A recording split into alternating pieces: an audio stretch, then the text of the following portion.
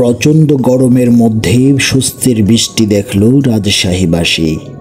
আজ বিকেলে জেলার চারঘাট উপজেলায় প্রচণ্ড বাতাস বইলেও অবশেষে বাতাসের তীব্র বেগ শেষে খানিক সময়ের জন্য বৃষ্টিতে জনমনে স্বস্তি ফিরে এসেছে।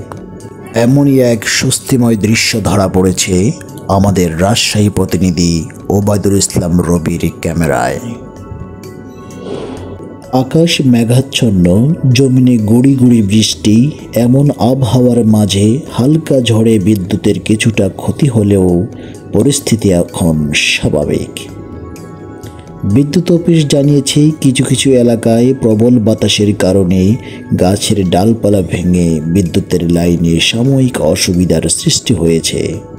তবে প্রচণ্ড গরমের অবসান ঘটিয়ে কিছু সময়ের জন্য হলেও স্বস্তি পেল রাজশাহীবাসী।